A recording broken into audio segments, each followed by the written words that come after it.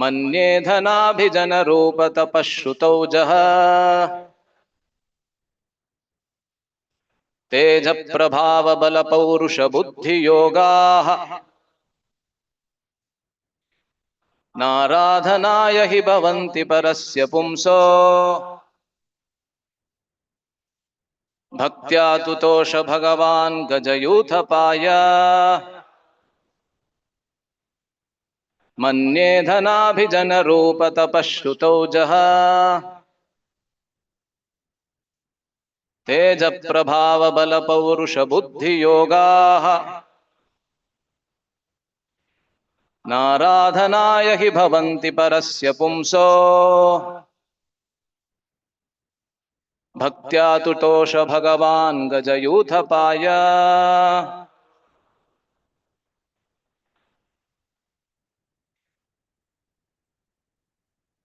मन्ये धनाभिजन रूप तपश्रुतौ जः तेज प्रभाव बल पौरुष बुद्धि योगाः नाराधनाय हि भवन्ति परस्य पुंसो भक्त्या तुतोष भगवान् गजयूथपाय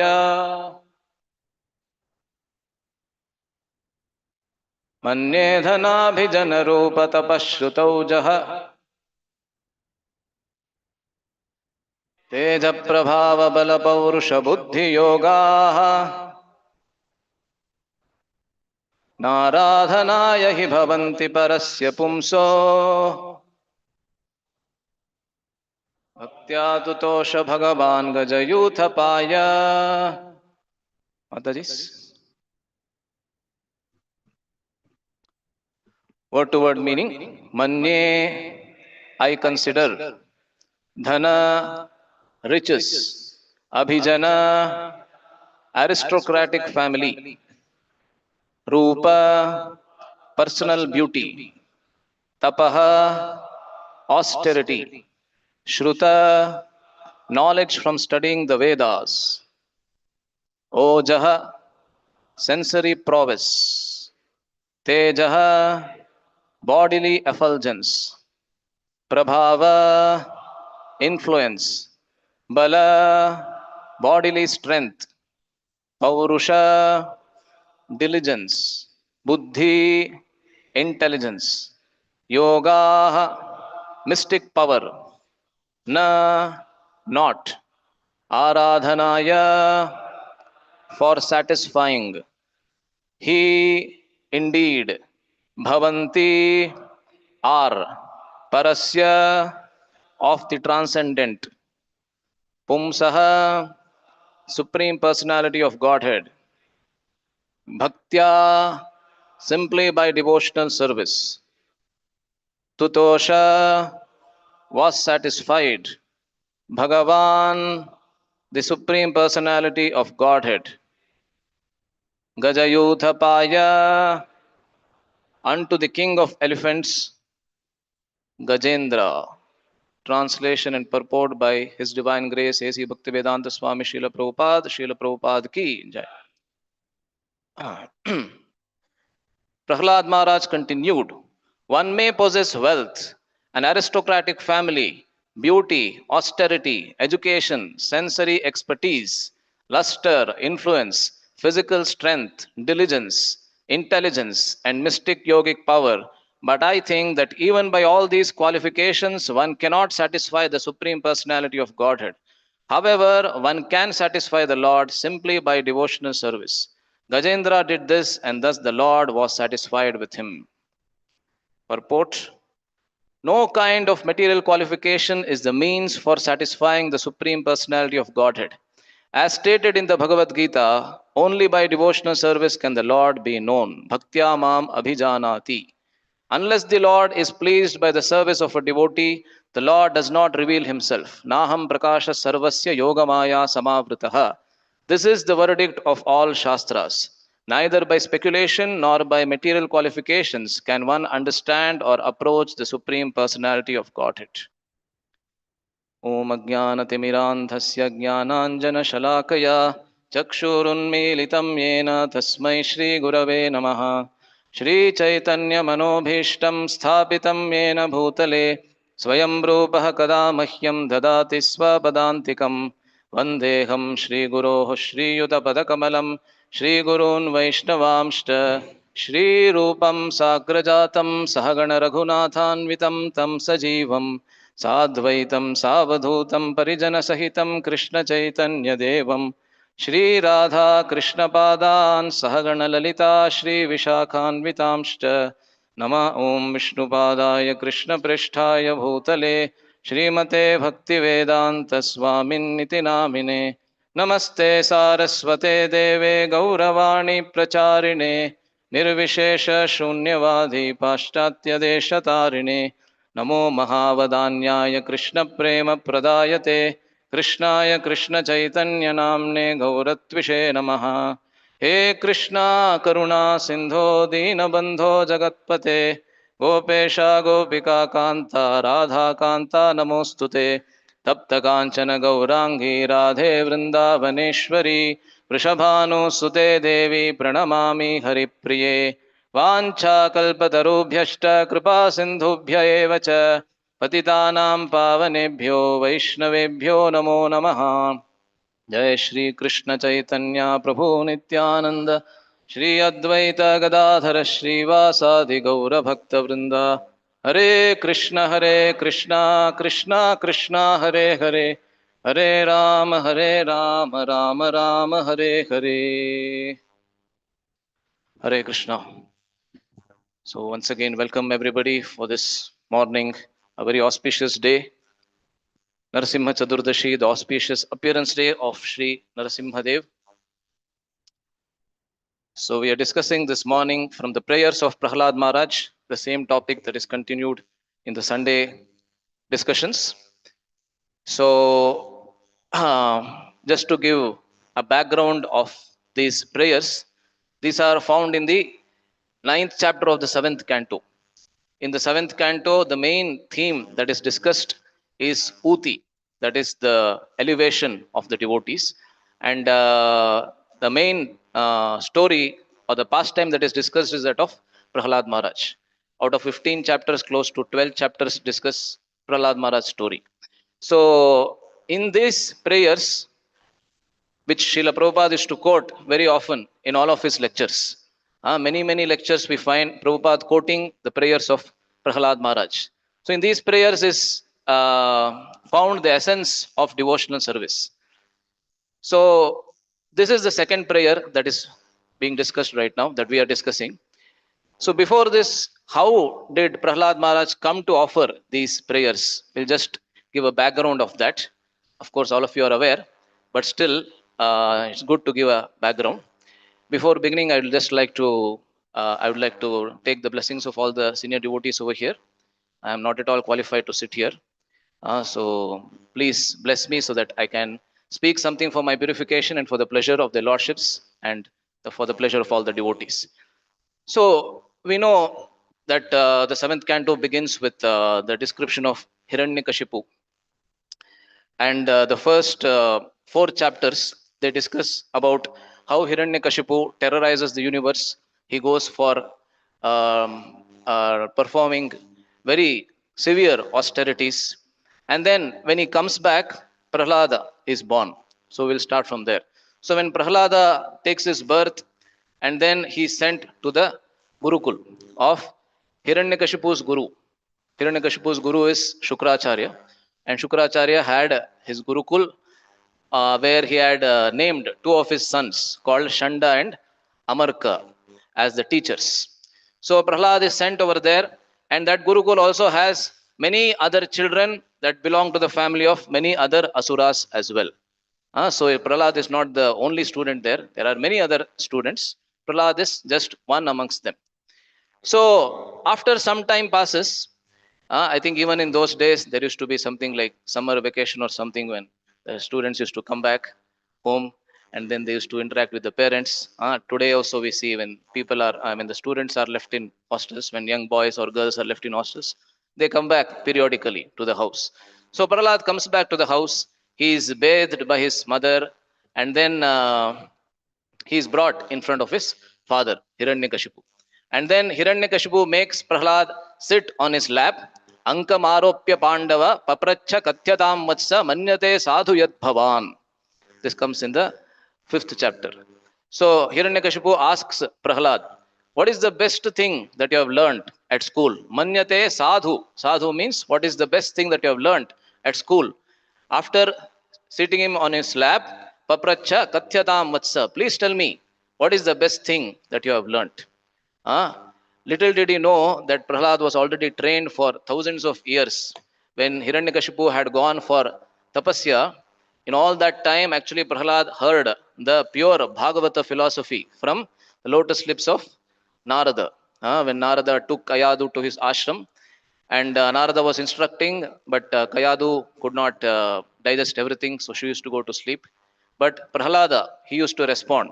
So it was a very nice Bhagavatam class that Narada gave, because he didn't even see the audience. The audience was inside the womb of the mother, Kayadu. So little did Hiranyakashipu know that Prahlad was trained for thousands of years in the Bhagavata philosophy. So he wouldn't speak anything to Hiranyakashipu's favor, right? Hiranyakashipu thought that he will describe something about, as Srila Prabhupada says, Hiranyakashipu thought that he would describe something about dharma, artha, kama, moksha, or in simple words about economic development. Prabhupada says artha. But Prahlad spoke a very famous verse. So you can repeat that verse behind me. All of you know that verse already. Tat sadhu manye suravarya dehinam sada samudvigna dhiyama sadgrahat hitvatmapatam grihamandhakupam vanam gato yad harimashrayeta. So he tells his father that you have fallen deep into the well, graham andhakupam. And this is something that you have done to yourself, atmapatam. Nobody else has pushed you to the well. Correct, na? So nobody else has pushed him into the well. He has fallen into the well himself. And that is a very, very dark well. So what I advise you now is that you give this up completely and go to the forest and take shelter of Hari. Okay? Take complete shelter of Hari. So in Sanskrit, Hari also means a lion. So in the future, actually, Hiranyakashipu gets killed by a lion only. Right? So go and take shelter of Hari or Krishna, he says. And then at that point in time, Srimad Bhagavatam explains that Hiranyakashipu is not seriously angry at that point in time. It says Jahasa. He just laughed it away, because he just thought that Shri Radha Vinod Bhagavan ki, Shri Jagannath Baladev Subhadra Maharani ki, Shri Nityananda Natvar Gaur Sundar Bhagavan ki, Shri Lakshmi Narasimhadev Bhagavan ki, Srila Prabhupada ki. So Srimad Bhagavatam explains that he is not very seriously angry at that point in time, because he just thought that somebody has brainwashed my child and he will be okay in some time. So he just laughed it off. And he called the teachers, Shanda and Amarka, and he told them that it seems that there is some infiltration happening. Just like we see that there are terrorists infiltrating into Kashmir and other parts of India. So it seems that, and Hiranyakashipu considered Vishnu Bhaktas to be terrorists. Right? He was the real terrorist, but Atmavat Manyate Jagat. So we see the world according to our own consciousness. So he thought that Vishnu Bhaktas are my enemies. It seems that Vishnu Bhaktas are infiltrating into the Gurukul and they are teaching what is not to be taught to my son. So please take care. And he sent him with the two teachers, Shanda and Amarka. And after that, the teachers took him to the Gurukul and they asked him, please tell me the truth. Who taught you all of this? But intelligently, Prahlad did not say the name of Narada there. He does not say the name of Narada. But he gives very good instructions to his gurus. He gives very nice philosophy to the gurus. And then the gurus, both Shanda and Amarka, they get very, very angry. And then they ask him, what is it that propels you to devotion to Vishnu? Because it is not seen in any of our family members at all. All these classmates of yours are there over here. None of them is saying the name of Vishnu.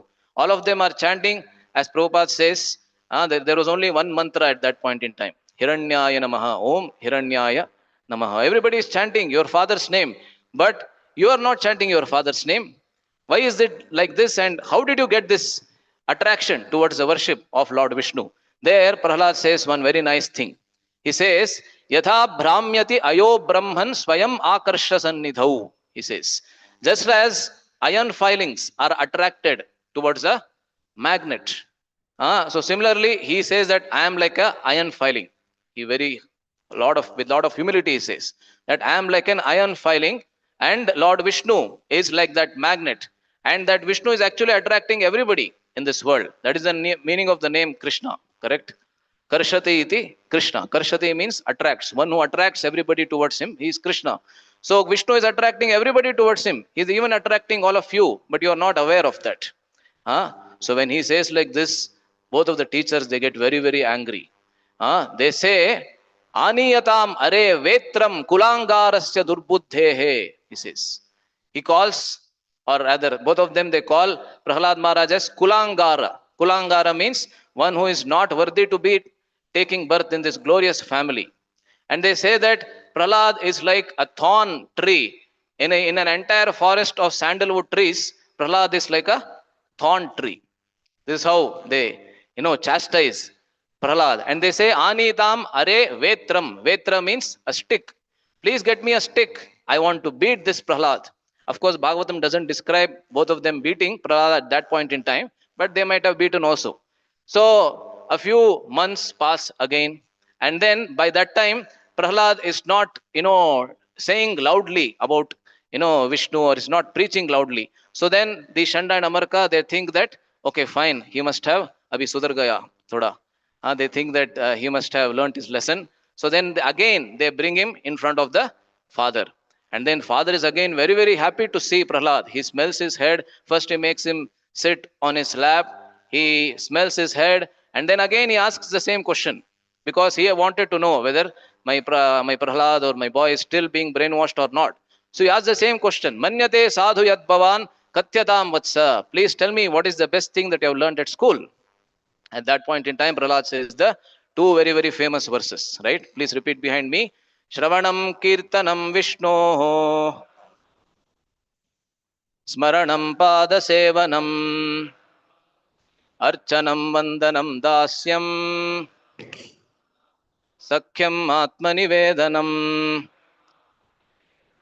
Iti Pumsarpita Vishno Iti Pumsarpita Vishnu Bhaktishte Navalakshana Kriyeta Bhagavatyadha Tanmanyedhitamuttamam. I consider that knowledge which is teaching about these 9 different processes of devotional service to Vishnu to be the best of all knowledge, because his father asked the same thing. What is the best thing that you learned in school? So he didn't say that this is what I learned at school, but he says that tan manye. Manye means I consider that this teaching, which teaches the 9 different processes of devotional service, right? All of us know what they are. I will not elaborate, but he says like this, and when Hiranyakashipu hears this, he is very, very angry, right? He throws, Bhagavatam describes that he throws Prahlad from the seat onto the ground, not even considering that he is a small boy, just 5 years old. He throws him on the ground, and then he tells that this boy is a disgrace to the entire family, and if he is not pulled out of the family right now, just like a disease which is there in only one part of the body now, tomorrow it may spread to the entire body if it is not taken care at the right time, if it is not pulled out, right? Just like an epidemic. So therefore he must be killed immediately. And he orders all of his servants to kill Prahlad, and that's the time when we know that Prahlad he goes through so much of torture. He's pushed from a hill. He's left in a pit of snakes. He's also given poison. He's made to go under the feet of elephants. So much of physical so-called torture. Of course, Prahlad didn't feel that it is a torture, because he says ahead in the prayers that he never felt that all of that was a torture to him. But still, Externally speaking, it was a big torture, right? So then nothing was happening to Prahlad. Each and every time the Lord was coming and protecting him in variously, amazing ways. So therefore, nothing happened to Prahlad, and then he was brought back in front of Hiranyakashipu. And then Hiranyakashipu was amazed. And Bhagavatam slightly hints to the fact that Hiranyakashipu, although he was very dissatisfied that Prahlad could not be killed, because of his fatherly affection, he was proud of Prahlad also. Because it's a natural feeling that any father is very proud of the achievements of the son. So he's slightly proud of the son, Prahlad also. But still, he was very much distressed that he could not be killed. So then Shanda and Amarka again gives further suggestions to Hiranyakashipu that this, I guess, right now our father is not here. Who is the father? Shukracharya. He must have gone on some holiday or something. So he's not here. So therefore, let us wait till Shukracharya comes back. Till then, we will try to further brainwash him, means Prahlad, in our own Gurukul. Till that time, we will try to do some more teaching to him, give some more teaching, and then we will see what is to be done. Because when Shukracharya comes back, he can decide for sure what is to be done with Prahlad. So Hiranyakashipu accepts and he sends Prahlad back to school. So then Prahlad, this time, this is the third time he's going back to school, right? So at that time comes the famous teachings of Prahlad to the classmates. So Prahlad used to wait for the time when Shanda and Amarka used to go out for any reasons, for taking bath or responding to the cause of nature or for cooking. When they were not there, immediately Prahlad used to take the sit on the Vyasasana, right? And used to start. And all the children, they got so very used to hearing Prahlad that they started saying to the teachers that, we like Prahlad's teaching more than what you're teaching. Both of you don't teach well at all, right? Prahlad is a very nice teacher. And what was Prahlad saying? Kaumara acharet pragyo dharman bhagavataniha durlabham manusham janma tadapi adhruvam arthadam. So he begins his teachings in this manner. It's a very beautiful section, 6th chapter of the 7th canto, where Prahlad describes the teachings to the classmates. So then, when Shanda and Amarka get to know that it is not the case that only Prahlad is chanting the name of Vishnu. I guess many of you must have seen that movie, right? Which was made in Telugu long back, maybe some 50 years ago. I heard it was made in 67 or 68, 1967. So there they have shown very nicely. So when the Shanda and Amarka, they return from their bath, they see that the entire Gurukul is chanting the names of Vishnu. And then they have shown very nicely in the movie that they also get hypnotized and they also start chanting. Right? And then soon they realize that Prahlad, because of Prahlad, the entire, our jobs are at risk. Right? So immediately they take Prahlad and they submit him to Hiranyakashipu. They say that not just us, maybe even if Brahma comes down, even he cannot take this Vishnu Bhakti out of Prahlad Maharaj. Then Hiranyakashipu gets extremely angry. And he thinks that I cannot wait till the arrival of Shukracharya. I need to do something myself right now. Till now, I thought that my servants are capable of killing Prahlad. But right now, I have understood that they don't have the capacity. Unless I intervene, this situation or this problem cannot be solved. So immediately, Hiranyakashipu, he asks Prahlad, so where do you get this strength from? Of course, before that, Prahlad gives some more instructions to Hiranyakashipu and makes him more angry. He makes him angrier. Although he was enough angry before, but he makes him angrier. And then Hiranyakashipu asks him that where do you get this strength from? I just go to that section. Yeah. So he asks him, where do you get this strength from? And then Prahlad says that I get my strength from the same source as you get your strength from. So this made Hiranyakashipu, he reached the peak of his anger, because the purpose of his life was to prove that I as the demon Hiranyakashipu, I am the source of everything in this world, and I am controlling everything in this world. So as Prabhupada says that just if Hiranyakashipu used to blink his eyes, all the demigods used to come down and to do whatever Hiranyakashipu wanted them to do. So this angered Hiranyakashipu to the peak. And then he asked Prahlad always you have told me that Vishnu is everywhere, right? You can repeat this verse behind me. Yastvaya manda bhagyokto madanyo jagadishwarah क्वासौ यदि स सर्वत्र kasmat stambhena drishyate. So you always told me that Vishnu is everywhere, right? Vishnu is all pervading, because you see the teachings of Prahlad to his students also, many times he repeats the same theme, that Vishnu is everywhere. Vishnu is all pervading. Vishnu is in every atom of the universe. So you have been telling the same thing again and again. So now I ask you, if Vishnu is everywhere, kva asau yadi sa sarvatra, right now where is he? Is he in this pillar? Kasmat stambhena drishyate. Why is he not seen in this pillar? Huh? So it seems some of the acharyas explain that Hiranyakashipu, on both sides of this of his simhasana, or where he used to sit, he was the king, right? He had a simhasana. So where he used to sit, on either side of that seat there was a pillar which he himself had made over there. He himself had erected two big pillars, and because he himself had erected, he was sure that Vishnu is not there, right? Because he himself made those pillars.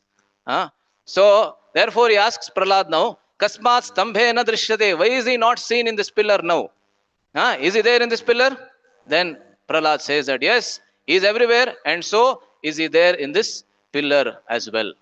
So then Hiranyakashipu, with his left hand, left fist, he was so powerful that with just one, smash, he could completely destroy the pillar. So he gives a loud bang to the pillar with his left fist, it is explained. So immediately what happens is that, immediately we know what happens at that time. So we'll recite this very famous verse of the Bhagavatam.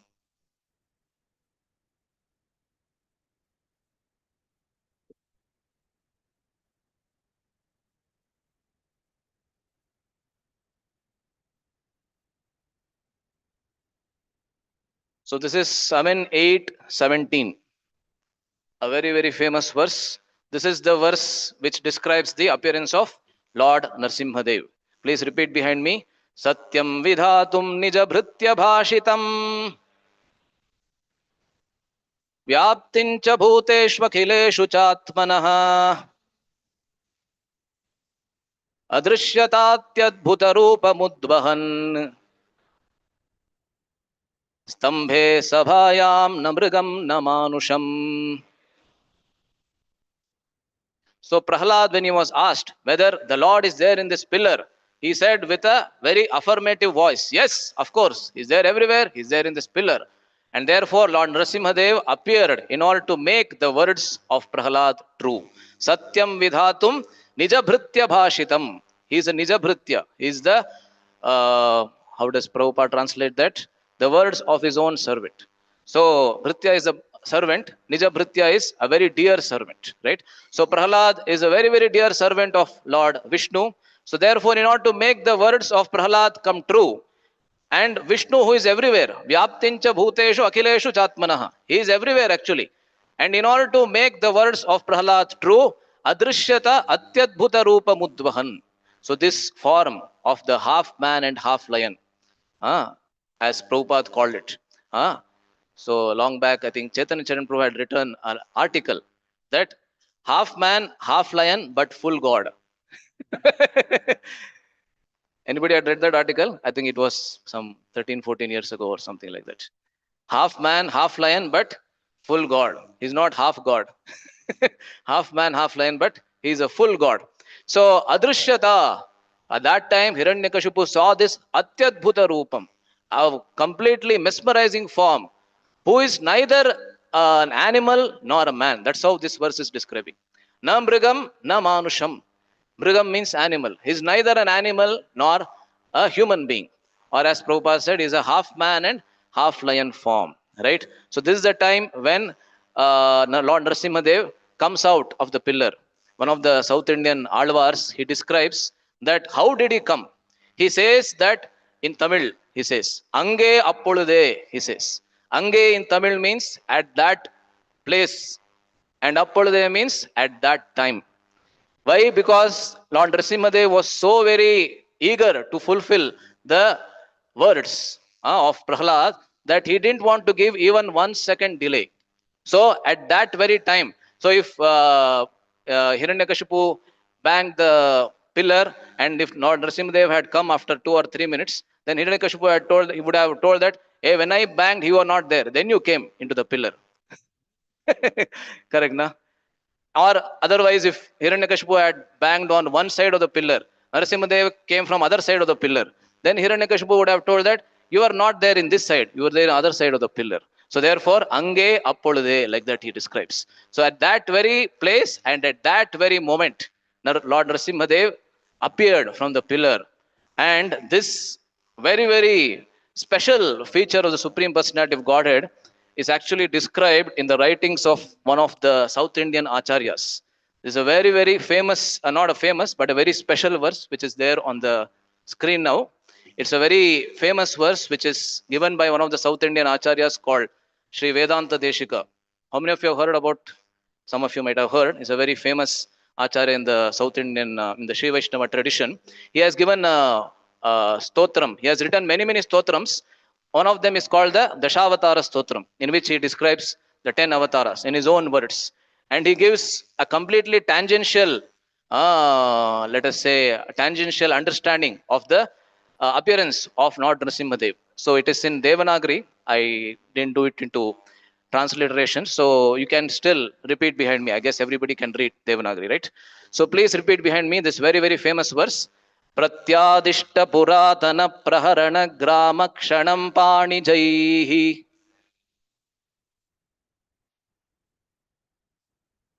प्रत्यादिष्ट पुरातन प्रहरण ग्राम क्षणं पाणिजैः अव्यात्रीणि जगन्त्यकुण्ठ महिमा वैकुण्ठ कण्ठीरवः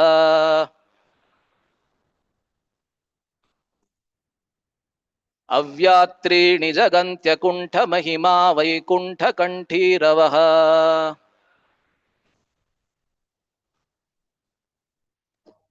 यत्प्रादुर्भवनादवन्ध्य जठरा यादृच्छिकात् वेधसाम्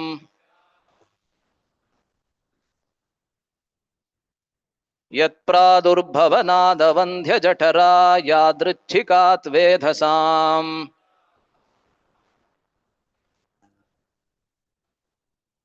या काचित् सहसा महासुरगृहस्थूणा पितामह्यभूत्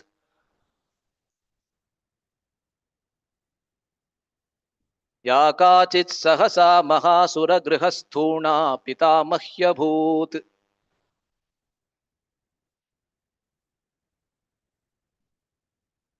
So this is a very special verse. It may be a little difficult to recite, but still it's in the same meter as the first verse of the Bhagavatam. It's called Shardula Vikriditam. In Sanskrit, Shardula means a lion.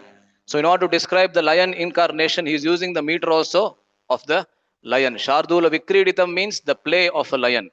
So Hiranyakashipu, Lord Nrsimhadev was actually playing with Hiranyakashipu when he appeared. So this is a very nice verse. It gives a completely tangential understanding of the appearance of Lord Nrsimhadev. He's saying here, Pratyadishta Puratana Praharana Gramaha. This entire thing is actually a indication of Lord Nrsimhadev. Because it seems that when Lord Nrsimhadev appeared and he was about to kill Hiranyakashipu, at that point in time, all the different weapons that the Lord generally uses. He said in the Vishnu Sahasranama that there are generally 16 different weapons that the Lord uses. So all of them, they came and they proposed to the Lord, please use me in order to kill Hiranyakashipu. Please use me. But Pratyadishta, Adishta in Sanskrit means Adesh Dena, to instruct. Pratyadishta means instruct to return. So Nrsimhadev told all these weapons who came in the service of the Lord, just go away from here. Just in other words, get lost.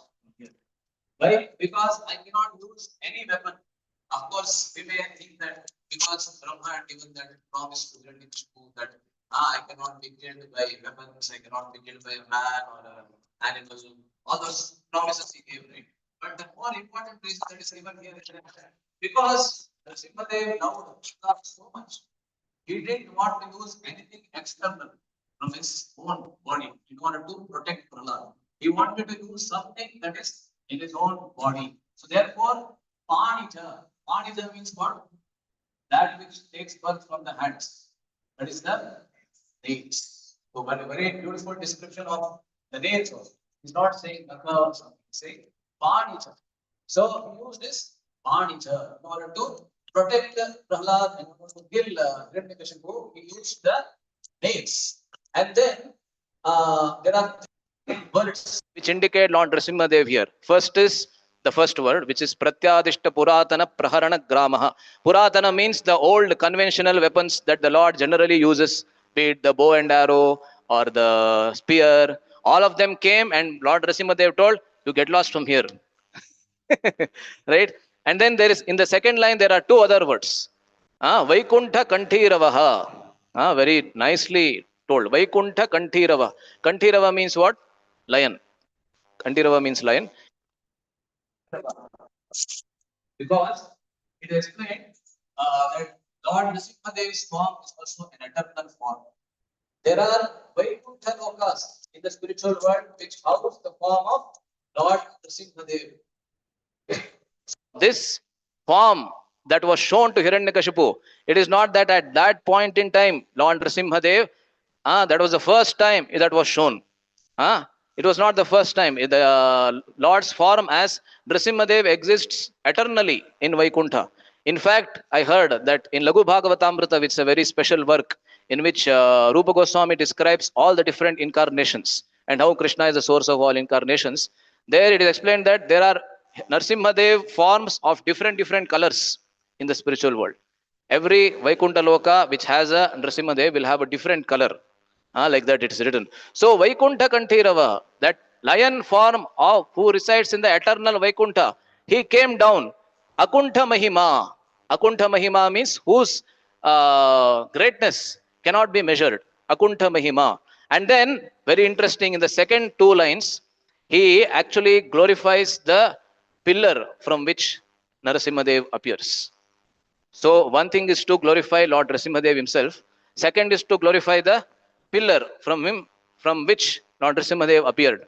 Many times we may not even think about the pillar. Hey, from some pillar he came, that's it.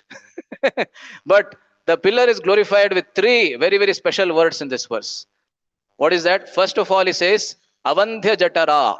Avandhya Jatara, that is the first. Second, Mahasura Grihasthuna, that is the second. Third is Pitamahi. So he says that Avandhya Jatara. Vandhyata in Sanskrit means to be barren. Just like if there is a barren land, if you sow something, nothing comes out. Or a barren woman generally doesn't give rise to children, right? So it seems the pillar was barren before, but because of the appearance of Lord Nrsimhadev, it got rid of its barrenness. It became a fertile ground. Like that he describes. Yeah, of course, it's a poetical description, but nevertheless, it's true also, right? So the deeper meaning of that word that he's using, Avandhya Jatara, is that every place, what to speak of every place, every atom within this world is actually pregnant with the presence of the Lord. That is what is indicating. Avandhya Jatara. So it's not that Nrsimhadev appeared out of pillar, so he can appear only out of pillar. No, he can appear from anywhere. Right? Because every place is pregnant with the presence of Krishna. Therefore, he's saying that this pillar, our obeisances to the pillar, because it got rid of its barrenness. And then he says, he describes the pillar, he says, Mahasura Grihasthuna. Sthuna is another word for a pillar, just like Stambha that was used in Bhagavatam. Stambha is a word and Sthuna is another word. And purposefully, the word Sthuna, which is actually in Sanskrit, there are the words themselves have the genders. So he's using a word which is in the feminine gender. Because generally, mothers give rise to children. Correct, no? So if Nrsimhadev is coming from the pillar, that pillar has to be told in the feminine gender. So he says, Grihasthuna. Sthuna means the pillar. And very amazingly at the end, he says, Pitamahi Abhut. Vedhasam Pitamahi Abhut. Vedhas refers to Lord Brahma. Although Nrsimhadev is coming out of the pillar, but it's not very appropriate to say that pillar is the mother of Nrsimhadev. It's not very, doesn't sound very good, right? But still, we can say the same thing in another format. What is that format? Nrsimhadev came from the pillar. So, by that act, that pillar became the grandmother of somebody else. Who is that? Brahma. I guess it's there in the translation. So Brahma. Why? Because Brahma is the son of Vishnu, right? Sarvodakshaya Vishnu, who is not different from Nrsimhadev. And the pillar is the place from whom? From where Nrsimhadev appeared. And therefore, that pillar is like the Pitamahi Abhut. By this act of Nrsimhadev coming out of the pillar, the pillar became the grandmother of Brahma. Of course, it's a poetic description, but nevertheless, it's a very nice description. So, anyway, so this Nrsimhadev's avatar is a very special avatar because it is described in many of the other Leelas as well. Because this is something that happened in the Satya Yuga, correct? In the Ramayana, Nrsimhadev's avatar is described. In Krishna Leela, Nrsimhadev's avatar is described. In Chaitanya Mahaprabhu's Leela, there are many places in which Nrsimhadev's avatar is described. Where is it described in the Ramayana? In the episode of Vibhishana Sharanagati in Ramayana, where Vibhishana comes and offers his life at the lotus feet of Rama, desiring for him to accept Vibhishana, then we know that Sugriva and others were not willing to accept him. And then Hanuman was the only one who was on the side of Vibhishana. So at that point in time, Lord Rama says a very, very famous verse to Sugriva, especially addressed to Sugriva. Because Sugriva was a little proud at that point in time, Ramayana explains. Because he was thinking that I have brought the entire Sainya or the army, and with the help of my army, we'll very easily defeat Ravana and we'll give the kingdom to Vibhishana and we'll give Mother Sita back to Rama. He was thinking like that. So then Rama understood. This is the kind of a little pride that Sugriva has. So he says a very famous verse. You can repeat this verse behind me. Pishachan danavan yakshan prithivyaam ye cha rakshasah angulyagrena tan hanyam icchan hariganeshwarah. Who he says that Pishachan danavan yakshan rakshasaha, whoever is there on this earth who is not following the instructions of the Supreme Lord, who are called by different names. They may be called as Pishacha or Danava or Asura or Yaksha or Rakshasa. Whoever is there, I can completely destroy them by the fingertips of my nails, by fingertips, by my fingertips. Anguli agrena. Anguli means finger and agra means tips. So whom does this refer to? Not Nrsimhadev, correct? No, because he only destroyed Hiranyakashipu and every other asura that came after Hiranyakashipu by the nails, by his nails. He didn't have any other weapon, and therefore he says, "Icchan Hariganeshwaraha." If Hariganeshwara wills, then I can destroy the entire gamut of these asuras with just my fingertips, like that. And who is that Hariganeshwara?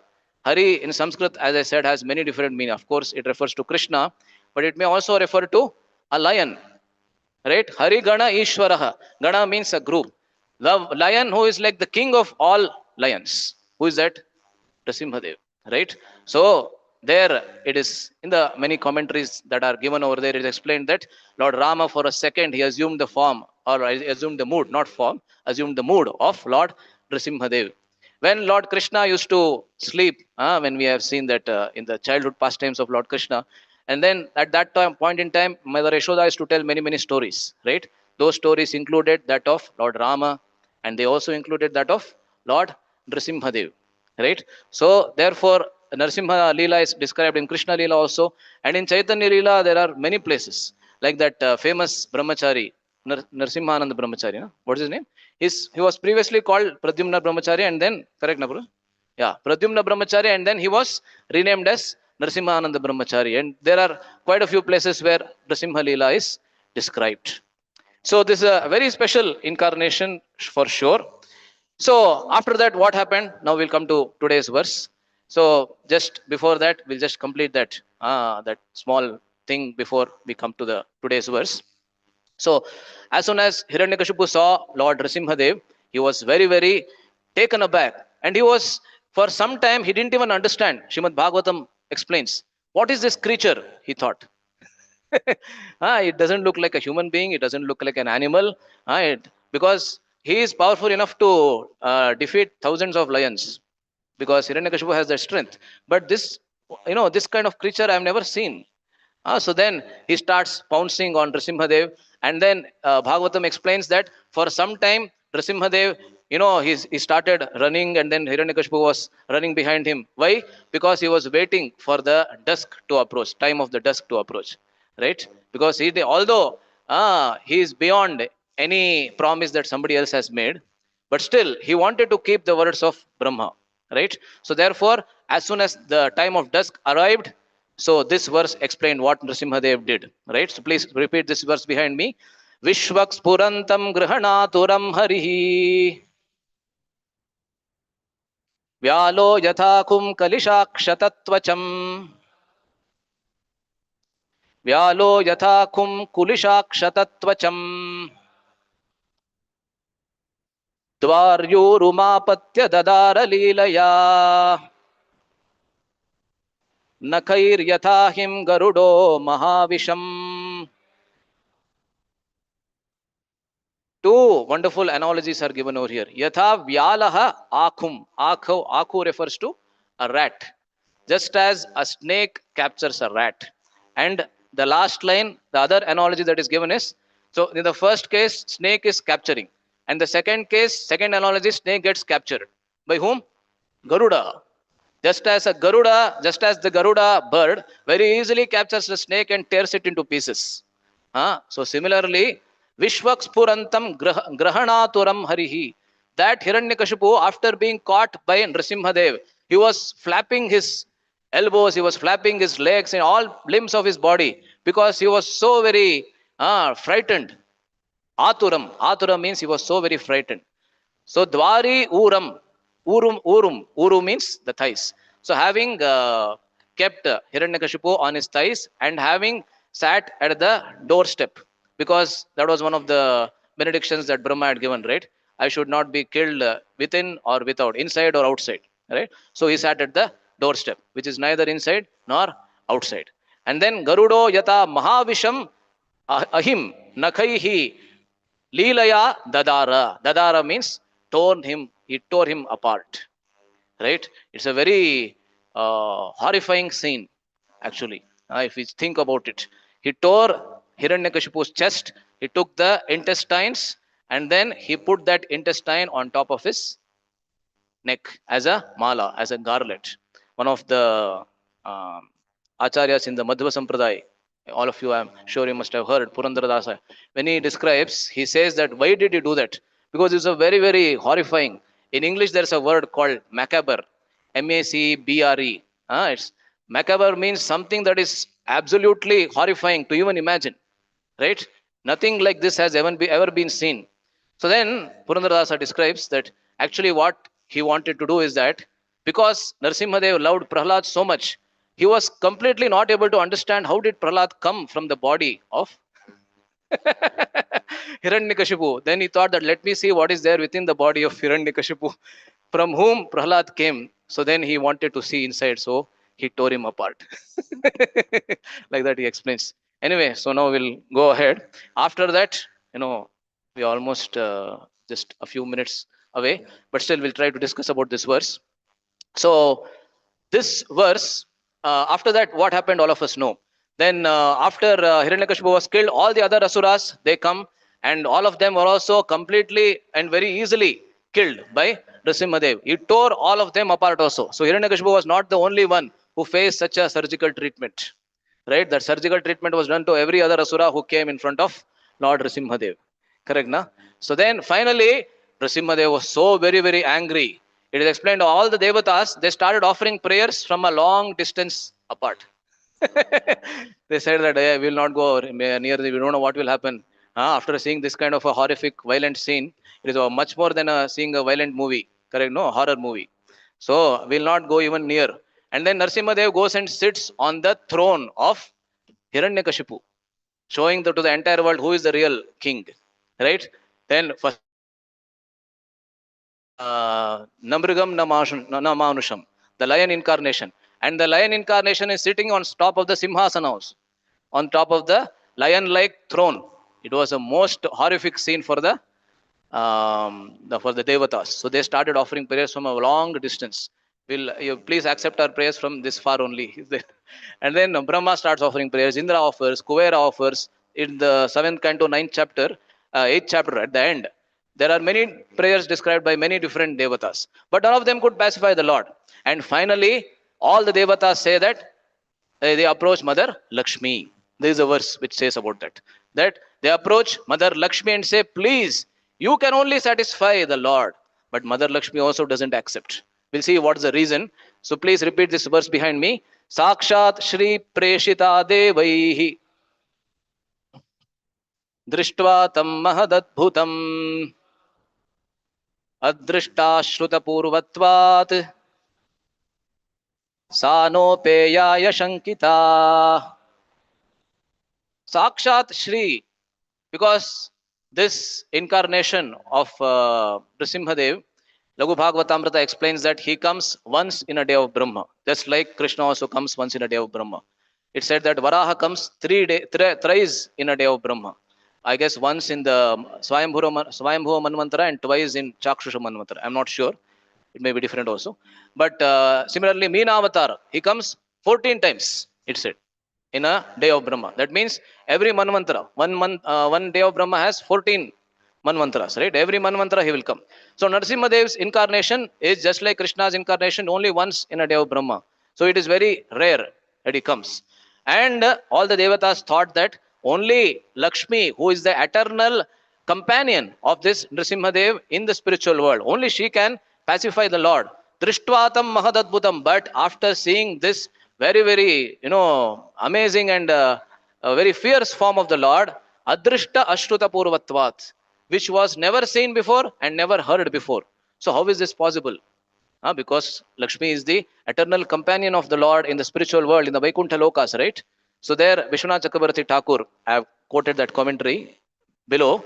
He gives the reason for this. What was the reason why Lakshmi refused to go and pacify the Lord?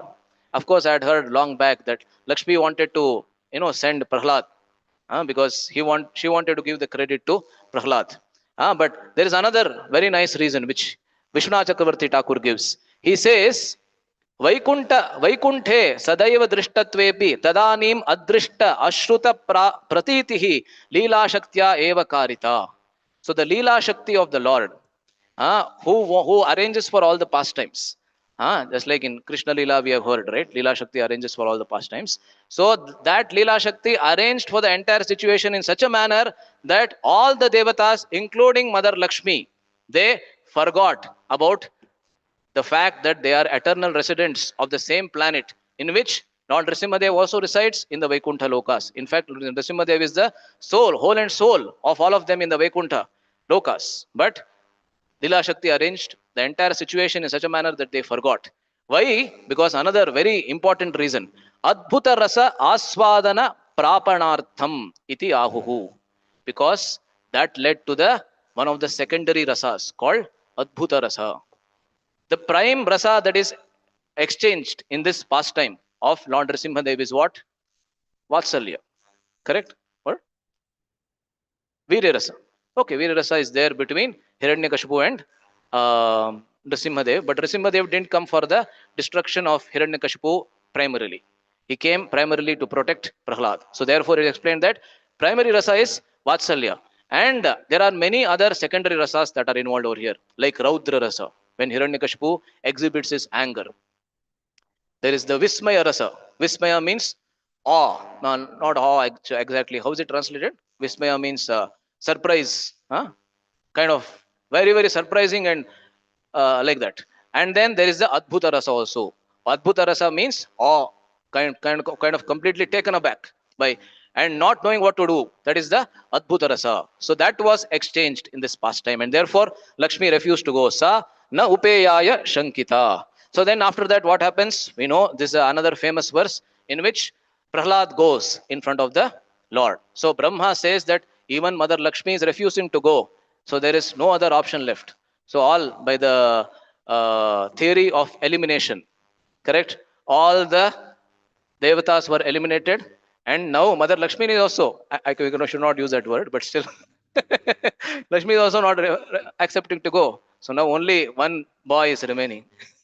That is Prahlad. So then he sends him in front of Narasimhadev. So this is a famous verse in which Narasimhadev blesses Prahlad. So please repeat this verse behind me. Swapada mule patitam tamarbhakam विलोक्य देव कृपया परिप्लुतः उत्थाप्य तच्छीर्ष्ण्य दधात् कराम्बुजम् काला हि वित्रस्तधियां कृताभयम्. That Prahlad who had fallen and at one of the corners of the lotus feet of Nrsimhadev. Swapada Mula. Mula means corner. One of the corners of Lord Nrsimhadev's feet, Prahlad fell. Tamarbhakam vilokya devaha kripaya pariplutaha. So Lord Nrsimhadev's complete behavior changed. He who was striking fear in everybody's hearts suddenly started, showering the extreme love towards Prahlad. Paripluta means he was kind of, he didn't know how to shower his love. He was completely, he had too many emotions going in his mind towards Prahlad. So Vilokya Devaha, Vilokya means having seen Prahlad, what did he do? Immediately he placed his right hand on top of Prahlad's head. Utthapya tat shirshni adadhat karambujam. Shirshna refers to the head. On top of Prahlad's head, he places his hand. Kalahi vitrista dhiyam kritabhayam. That Lord who strikes fear for Kala himself, he blessed Prahlada. So this is a verse in which Prahlad is blessed. So now, after that, So now I'd like to discuss about today's verse. So today's verse in which Prahlad is offering his second prayer. Let me go back to that verse first so that becomes clear. We discuss so many other things. So this is the second prayer offered by Prahlad. So when Prahlad has to pacify the Lord, he starts his prayers in extreme humility. Right? He says that Brahma, Indra and others could not satisfy you. They could not pacify you. Brahmadaya suragana munayota siddha satvaikatana gatayo vachasam pravahaihi. Their vachas means those words which come out of their mouths are like a pravaha. They are like a complete stream which comes out of a river. Those words could not satisfy you, and they are completely situated in the mode of goodness. Satvaikatana gatayaha. They could not satisfy you. How can I satisfy you? Kim toshtu marhati same hari rugra jatehe. I am born of a demoniac family. If those devatas could not satisfy you, so when Prahlad is saying this, he is conscious of the fact that Brahma is his grand spiritual master. Correct? Because who is the spiritual master of Prahlad? Who is Manarada's spiritual master? Brahma. Right? So he is like a grandfather in both the spiritual sense as well as the material sense to Prahlad. So therefore he starts his prayers in utter humility. Right? So Chaitanya Charan Prabhu, I am just repeating what Chaitanya Charan Prabhu says. He says that one way of retaining our humility is to be conscious of our vulnerability, he says. He has made many jewels of statements. This is one of his very famous statements. One way to retain our humility is to be conscious of our vulnerability.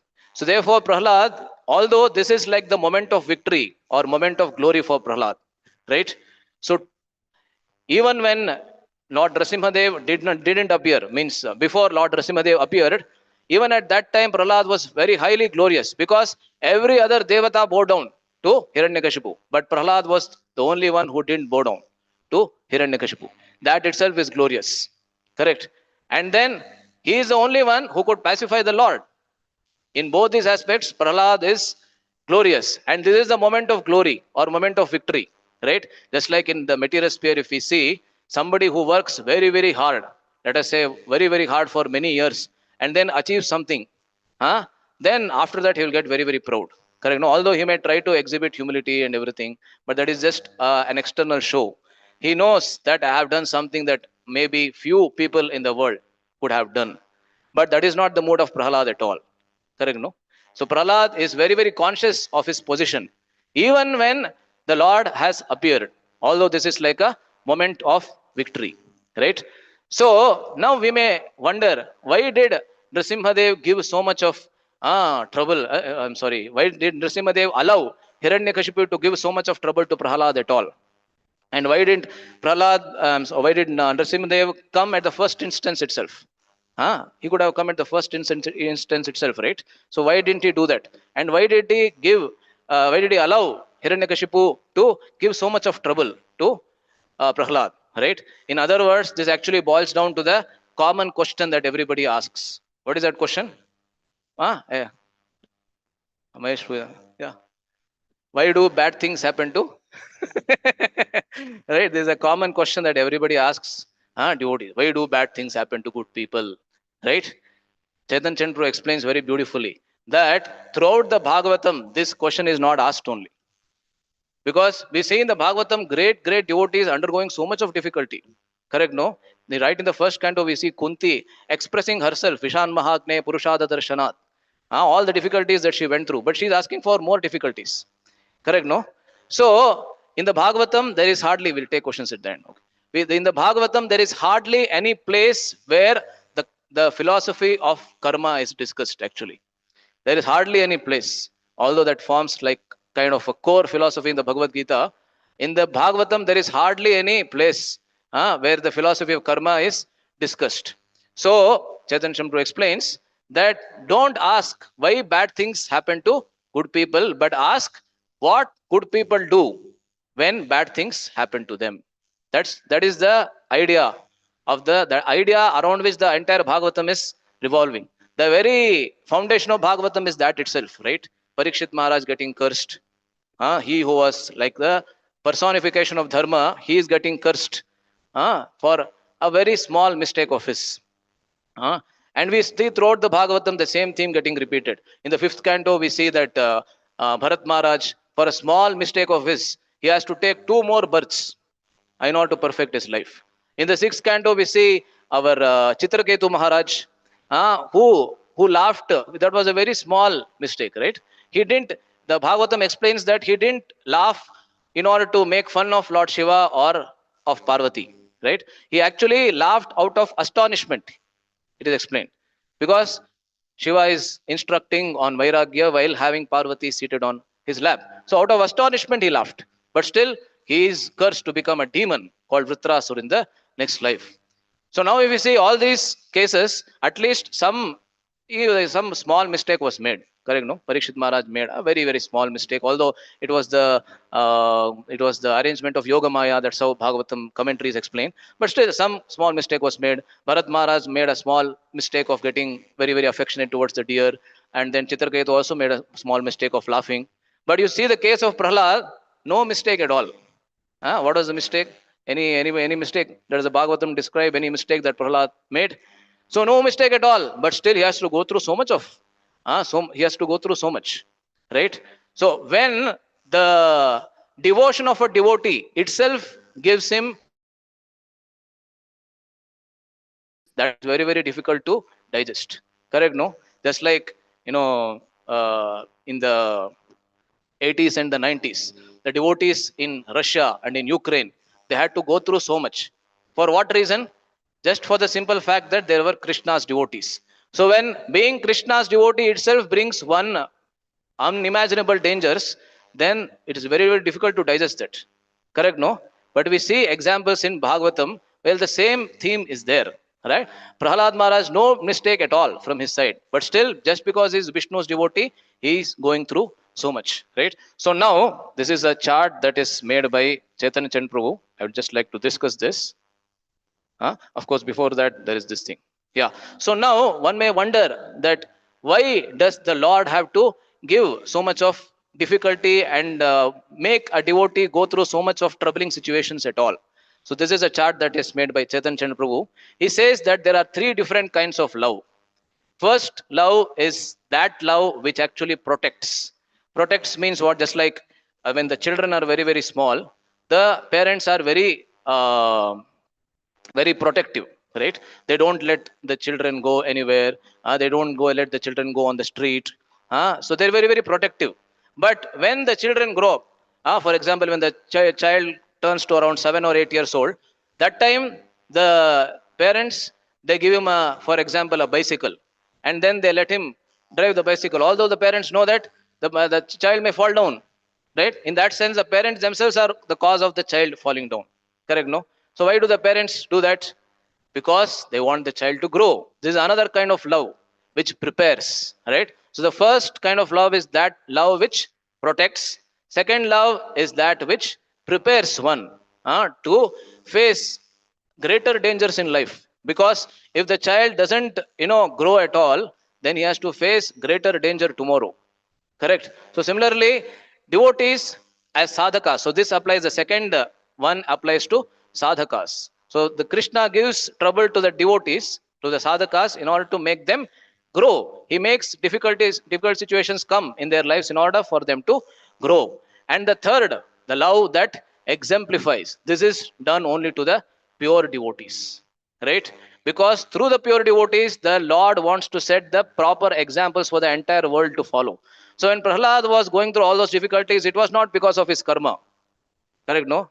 It is even offensive to say that Prahlad went through all of that because of his karma. Right? It is because the Lord wanted to show the entire world what my pure devotee is and what are the characteristics of my devotee. So now, this is a very nice chart. I'll just explain this within 10 minutes. I'll try to conclude.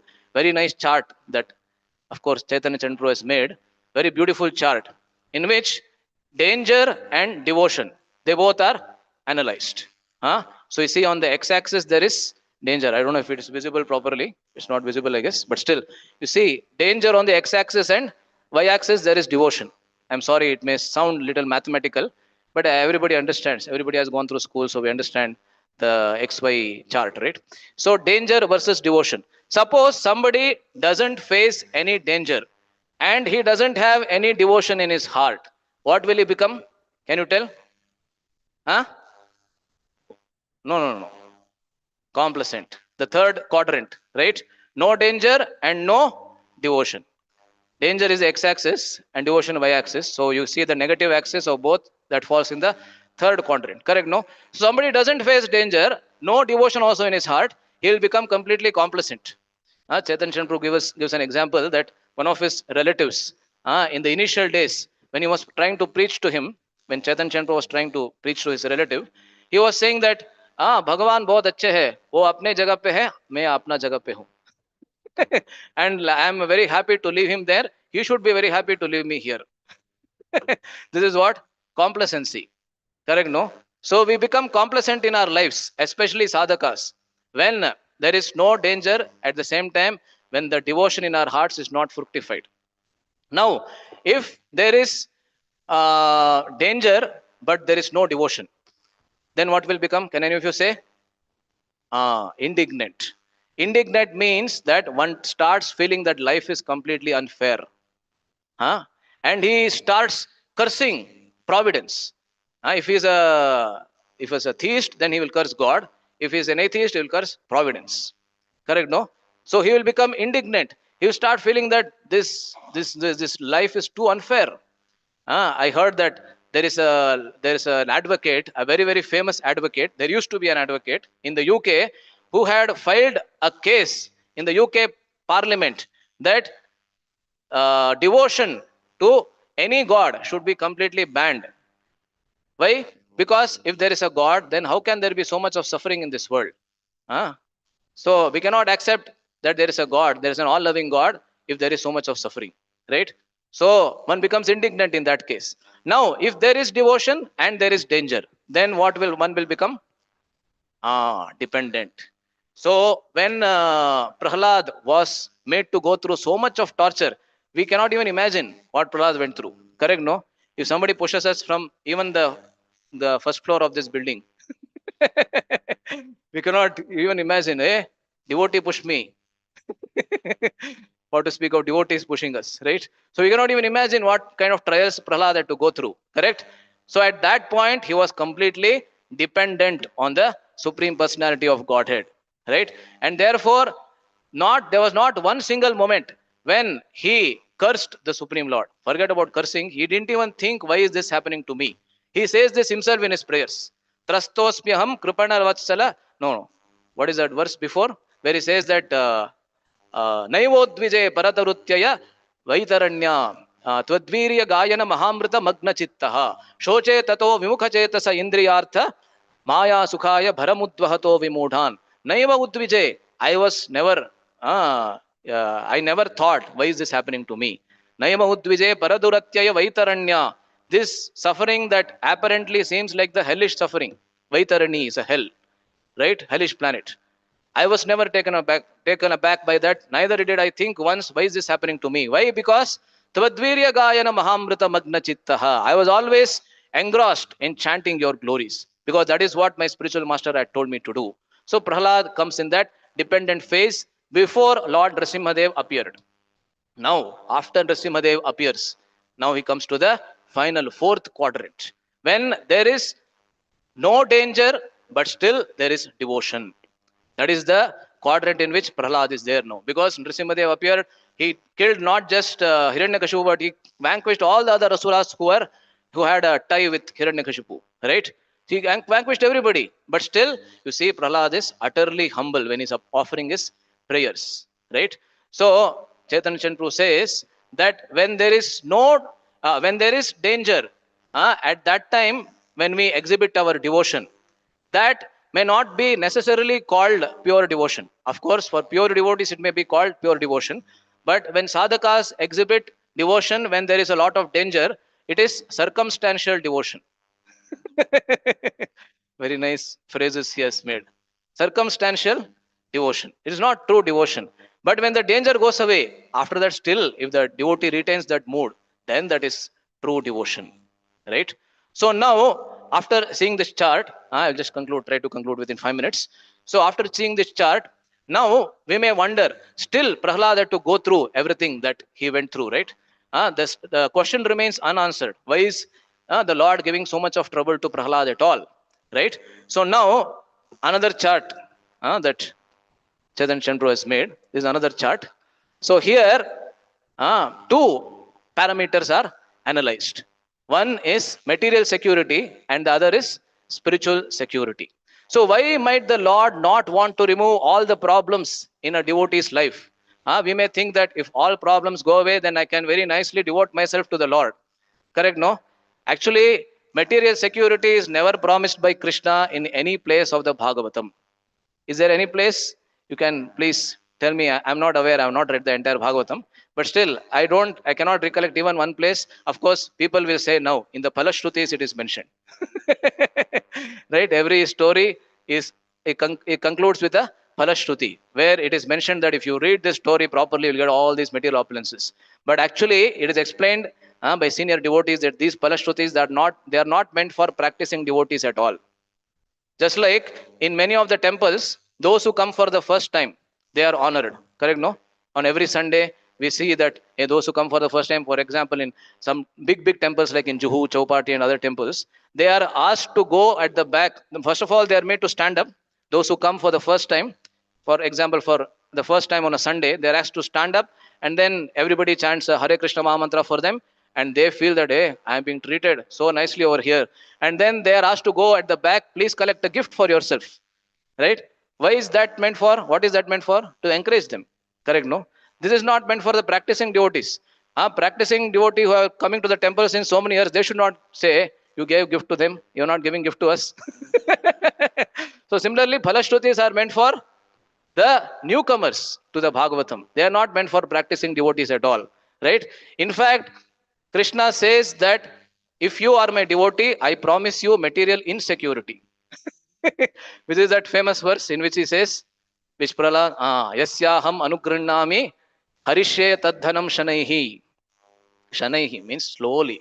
Slowly, I will take away everything that you have, all the material opulence. Right? Somebody may get completely bewildered when they hear this verse for the first time. Right? So material security is not promised anywhere in the Bhagavatam. So many times we may get many different problems like emotional problems, financial problems, etc. And we may wonder that if the Lord drives away all these problems, then I will become a pure devotee of the Lord. In an instant, I will become the Lord's pure devotee. If at all these different problems are taken away by the Lord, right? So that will never happen. Why? Because Krishna will never change the nature of this world in order to satisfy the whims and fancies of a jiva, right? Because Krishna has already told what is the nature of this world. Dukkhalayam ashashvatam. Just like in a hospital. Again, everything that is coming, I've heard from Chetan Chandru only. So he says that in a hospital, distress is a feature of the hospital. But distress is not the purpose of the hospital. Correct, no? The hospital is there to remove the distress. It's not the purpose of the hospital to give more distress. And the doctor there is not causing distress. Correct, no? Doctor is there to cure the disease. So similarly, all of us have the disease of forgetfulness of Krishna. Identifying the temporary with the eternal. Nasato vidyate bhavo, nabhavo vidyate satah, ubhayorapi drishtontaha, tvanayoho tattvadarshibhihi. Krishna says in the second chapter, 16th verse, very beautifully. Those who identify the temporary with the eternal, they are actually fools. So we have the disease of identifying the temporary with the eternal. So in order to, and the solution to this is that we get back to identifying with the eternal. And in order to make us do that, Krishna has a plan. Just like when we go, if somebody is very, very sick and he is in lot of pain, somebody is sick, at the same time is in lot of pain, that is the time when he feels the need for a doctor. Correct? No, he very desperately feels the need for a doctor. He goes to the doctor, and generally doctors give two kinds of medicines, it is said. One is a painkiller, because immediately he is not able to bear the pain. I remember many years back when I got the this thing, what do you call that? I forget the name of it's been many years, I forgot the name of the disease itself. that very severe stomach pain you get because of something, right? Appendicitis, yeah, appendicitis. Till the time I was cured, I was given a painkiller, right? Because immediately I'm not able to tolerate that pain. So painkiller is given. But if a doctor gives only painkiller, is he a good doctor? He needs to give that curative medicine, right?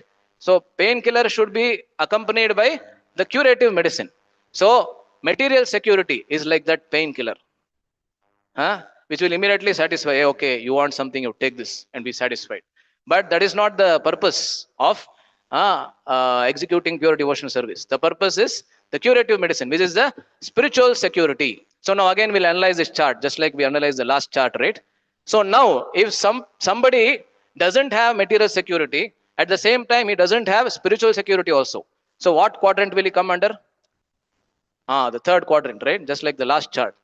His misery is horrible and his misery will increase over time. Correct? No? Right now he is not able to tolerate the misery, and over time it will increase. It is a horrible situation for him.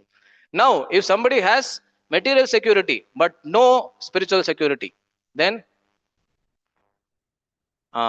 just like if somebody is given a painkiller, but he is not given a curative medicine, or I heard it is called analgesic and antiseptic. Analgesic is like the painkiller and the antiseptic is the curative medicine. So if somebody has painkiller but no curative medicine, so for the time being he will be happy, but actually that kind of situation is deceptive.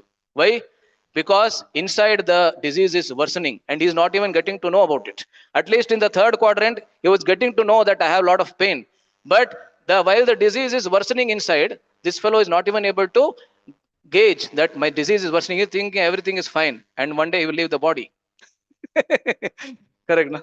So those who have material security but no spiritual security, the example is given of that of Hiranyakashipu himself, who had all kinds of material securities, everything at the blink of his eye, at his disposal.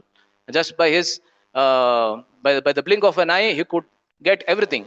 But he was not having spiritual security, therefore his situation was temporarily comfortable. Now, if somebody has spiritual security but no material security, which quadrant is that? That means what? Decreasingly miserable, right? So he has spiritual security but no material security. Well, let us go back to the example. He has the curative medicine but he doesn't have the painkiller. So right now he has to go through a lot of pain, but that pain will be decreasing over time, right? So Ayurveda is like that only. Ayurveda never has any kind of painkiller. Correct, na? But anyway, so if somebody has spiritual security but no material security, then his situation also is kind of decreasingly miserable. But if one has both spiritual security as well as material security, then he will come under the fourth or the first quadrant actually, permanently comfortable. So Chetan Chandra was saying that it is better for us to be in this quadrant. We cannot hope to be in the second quadrant. That is for devotees like Prahlad and others. Because right now we are not able to, if somebody says that, hey, okay, Krishna, give me all kinds of suffering. And when Krishna gives, that time we'll get to know. We cannot pray like the way Kunti did, Vishama Santuta Shashvat. For eternity, let give me sufferings. We should never offer that kind of prayers. If at all it fructifies, then we may leave the process of devotion service itself. Right? So therefore, Isha Upanishad says, Vidyam cha avidyam cha tad veda ubhayam saha. We should have some material security, that is like vidya. Avidya. And vidya is the spiritual security, right? It is good for us to be in that quadrant, right? So when Prahlad was going through all these tortures, this is the verse which we are supposed to discuss, but we didn't discuss only today's verse, the 9th verse in which Prahlad is offering his prayers. There, Prahlad is saying that none of these material securities can actually satisfy the Supreme Lord. And he is listing so many of them, correct? No? Dhana, Abhijana, Rupa, Tapa, Shuta, Ojaha, Tejaha, Prabhava, Bala, Buddhi, Yoga. All these are different material securities that a person can have. They can never satisfy the Supreme Lord. Or in other words, one can never approach the Lord by the material qualifications one has. Right? All those are like different, and they are like the topmost material securities that everybody wants within this world. Who does not want wealth? Right? And for each of these things, we can see that all the demigods who had assembled there, they are like representative of each of these things. Like for example, Dhana, who is the representative of that? All demigods, of course, but mainly Kuvera. Correct? Abhijana means a great family. Brahma himself, who is directly coming from Vishnu. Right? Abhijana, Rupa. We can give the example of Nalakuver, Manigriv, and so many other Gandharvas. So all of these demigods are actually representative of that. And they could not satisfy the Lord. So therefore, Prahlad is saying, no, all of these material securities are not actually going to satisfy the Lord. What satisfies the Lord is only Bhaktya Tutosha Bhagavan Gajayutha Paya. And he is quoting the example of Gajendra. Right? So Gajendra, when he was undergoing that tremendous pain after he entered the waters, in a flash of a moment, everything that he had, everything vanished. All that vanished. Correct? No? He had, Prabhupada explains that he actually came there with all his family members. The she elephants, everybody was there on the bank. But none of them came forward to help him. Right? You might have seen some of the videos on YouTube where crocodile bite, nobody is able to survive. Right? Even when lions and elephants, they get into the waters, because for the crocodile, that is the natural environment. And similarly, if the crocodile comes on land, crocodile won't be able to survive. I have seen some videos in which a pack of lions, they rip apart a crocodile. So, but in the waters, that is a natural environment for the crocodile. Of course, Prabhupada derives many lessons over there about Varnashrama and everything. But when Gajendra was at that point, when 1000 years passed, in which he was held by the grip of this crocodile, only his devotion saved him. None of his other material securities saved him. Right? So that is the reason why this chart very nicely explains how a devotee should behave within this world. So when Prahlad was going through all these tortures, I just learned within 2-3 minutes. So when he was going through all these tortures, he didn't know when it would end or how it would end. Correct, no? So similarly, a devotee may be going through so much of many different problems. We don't know when it will end. So here, Chaitanya Chandra again makes two amazing statements. So a devotee may not know what the future holds. Correct? Right now there is so much of a troubling situation in the country also. I heard yesterday the situation got calmed down, but still we don't know. Again, the same thing may come up within 2-3 days also. Right? So we don't know what the future holds. And people outside also don't know what the future holds. Unless somebody is an astrologer or something, we don't know what the future holds. But we do know who holds the future. Again, Chaitanya Chandru's statement. We don't know what the future holds, but we do know who holds the future. So Prahlad was going through so much of torture. He knew that Krishna is in charge. Krishna is in charge of the entire situation. And he will surely protect me either today or tomorrow. Huh? Even if he doesn't protect, I don't care. That was Prahlad's mood, right? Just like Krishna came and protected Prahlad in the form of Nrisimhadev. But did Krishna come and protect Parikshit Maharaj from Takshaka? Takshaka came, bit Parikshit Maharaj and had to leave. Correct? So that material protection that the Lord offers is also not guaranteed by the Lord. What the Lord guarantees is just the faithful, unwavering remembrance of Him in the devotee. So what is common in both these pastimes, so Parikshit Maharaj and Prahlad Maharaj, is their unswerving and deterring determination to serve the Lord and their unswerving remembrance of the Lord. That's why Prahlad is said to be a representative of Smaranam. Correct? No? That is common.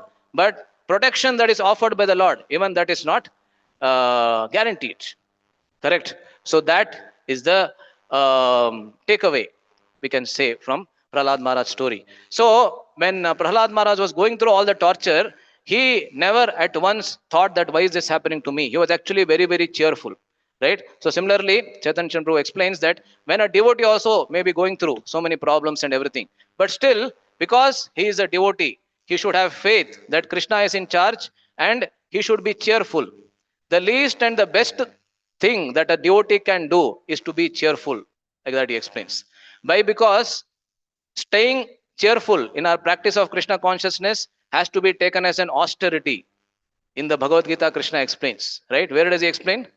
In the 17th chapter, when Krishna says about the austerities of the mind, he says, Manaprasada saumyatvam, sthiryam, maunam atma vinigraha, bhava samshuddhirityetat, tapomanasam uchyate. These are the austerities of the mind. And what is the first austerity of the mind? To stay cheerful.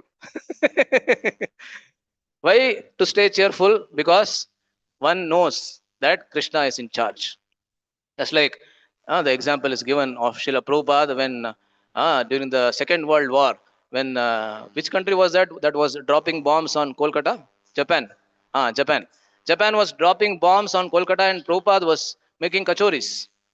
That's why it's called kachori mukha, right? That means even during war he will make kachoris. That means he is completely not taken aback by the external situation at all. He is completely in his own world of devotional service, right? So similarly, we see here in Prahlad's situation, whatever was happening, he was not bothering about that at all. Twadvirya gayana mahamrita magna chittaha. So a devotee should try to practice this. We are not on that level at all, surely, but we can try to practice this, that we simply stay cheerful in our practice of devotion service. Whatever practical things need to be done, we have to do that.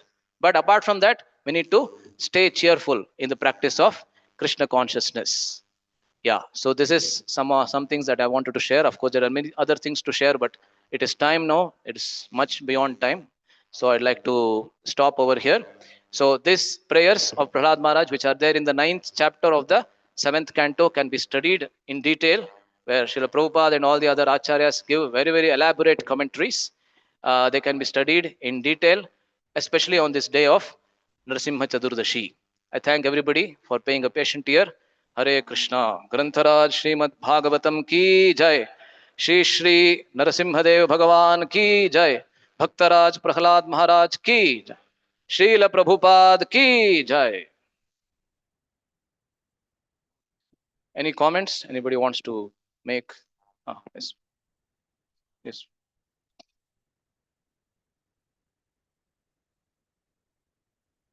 Yes. Yes. Hare, Hare Krishna Prabhu. Hare Krishna. Prabhuji, you were mentioning Prahlad Maharaj had undergone training for thousands of years with Narada Muni.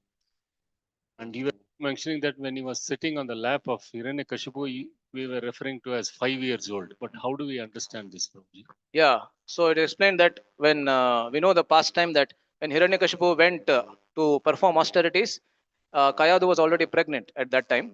So Indra came to kill Prahlad, but Narada Muni came and advised Indra not to do so. So Narada took Kayadu to his ashram and he started instructing. I heard somewhere, this is not mentioned in Bhagavatam, but I heard somewhere that Kayadu wanted to give birth to her son in front of her husband. So Narada Muni gave the benediction that, okay, till the time your husband comes back, your child will stay in the womb itself.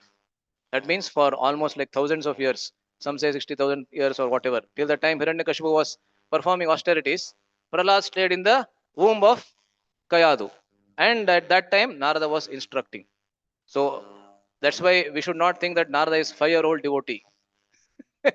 He has heard the Bhagavad philosophy for many years from Narada. That is the explanation given. But there may be other explanation also. If somebody else knows about other explanation, this is what I have heard. They can also share. Yes. Thanks, Prabhuji. Yes. There, I think Anjan Prabhu. Yeah. Woman. Yes. Hare Krishna. Prabhu, thank you so much. Very nice class. So I was just intrigued by this particular slide that you have here. So from the Lord's perspective, it says, and from the Lord's perspective, where you think we should be there? Should be in permanently comfortable or decreasingly miserable? Either in first or second quadrants, but preferably in the first quadrant. That's what Chaitanya Charan Prabhu explains. Because we are not at the level when there is no material security, still we retain our devotion. We are not at that level. So we'll make whatever minimum material securities we have, we need, not we want, but we need, and then we continue our devotional practices. So the Lord will want us to be here in permanently comfortable. And maybe after advance, the advanced stage is to go to the second quadrant. Thank you. Thank you. Hare Krishna, Prabhuji. Thank you for the class. Prabhuji, Prahlad Maharaj was saying, material securities are things like wealth, opulence, beauty, etc., etc. My question is, what does spiritual security exactly means? Yeah, spiritual security is to take shelter of the 9 process of devotional service that Prahlad himself has said in the Bhagavatam. That is Shravanam, Kirtanam, Vishnu. Taking shelter of one of these processes and executing them on a daily basis. Or as Rupa Goswami explains, the 5 most basic elements of devotional service. So all those elements should be done on a daily basis. That is spiritual security. Just like we put money in an account and we go on putting money in a bank account, that balance will increase. So similarly, our spiritual bank account, that the balance there increases as we render these 64 limbs of devotion service that Rupa Goswami has given, but especially those 5 limbs. Yeah.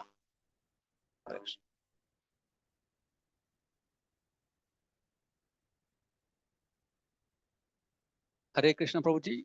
Thank you very much for a very nice class. Thank you. So a few questions, Prabhuji, but I don't know whether you have time. But so when Narsimha appeared from the pillar, you mentioned that all the devatas were afraid. I'm just thinking because they go to battle and they kill people and they would have seen lot of blood and gory and intestine and everything. So what is special in this one? Here the intestines and he said they would have seen hundreds of times. I never fought those battles, so I don't know. But this is surely a very ghastly scene. Maybe you kill somebody else in the battle, he will be lying in a pool of blood, and you are done with it, right? You don't try to go and take out the intestine and put it on you. That is rarely seen. That's what I can think, but I really don't know what. We'll have to ask the devatas themselves why. Yeah. Yes.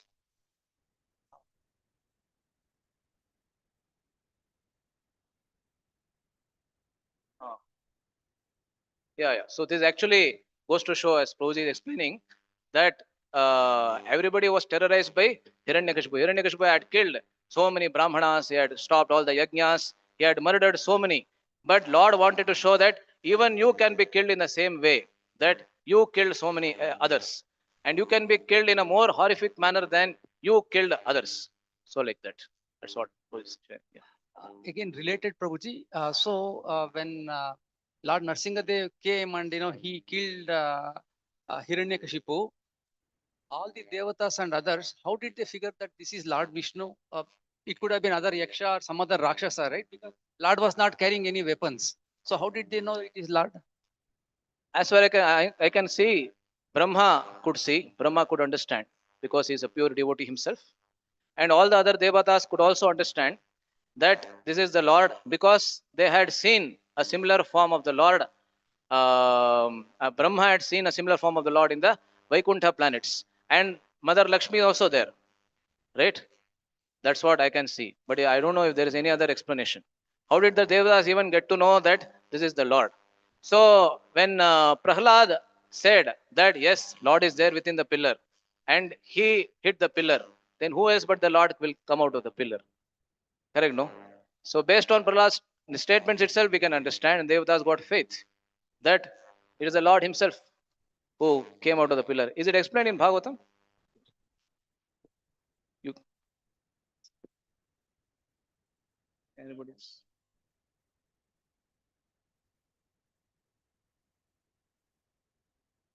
Yeah. It is there. Yes. Yeah. It is explained by hearing the tumultuous roar of the lion form of the god itself. Actually, they got to know it's explained. Word to word shloka that he just described, there was something called as sensory expertise. Naipunyam. What is sensory expertise, Prabhuji? Sensory expertise means to be experts in enjoying the senses. Just like the Devatas, it explained Atishaya Indriya Utsavaha, something like that. Fifth canto explains that the Devatas, the residents of the heavenly planetary systems, they are experts in enjoying their senses. So that is one of the disadvantages of the heavenly planetary systems. Therefore, the residents of Jambudvipa, they pray to the Lord that please give us a birth in Bharatavarsha. Because if we go down, below this there is extreme suffering, and above this there is extreme enjoyment, not happiness, but extreme material enjoyment. So, therefore, Indriya Naipunyam, it is explained. Chakravarti Thakur also explains that. I think that is Teja or Prabhava. I guess, yeah. Oja. Oja is explained as Indriya Naipunyam. Yeah. Okay. So we'll end over here. Thank you very much. Hare Krishna. Grantharaj Srimad Bhagavatam ki. Jai. Srila Prabhupada ki. Jai. Jai.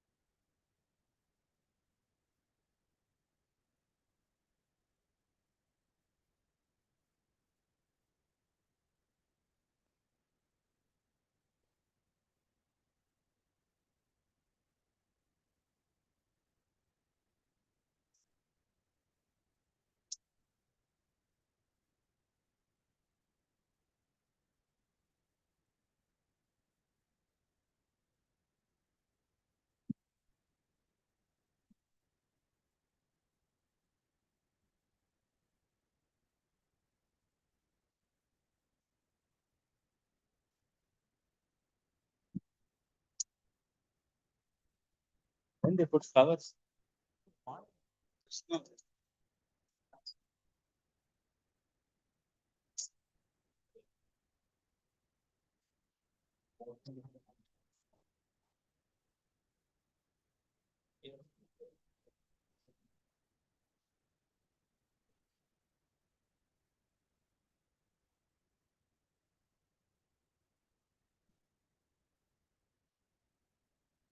Thank you for joining.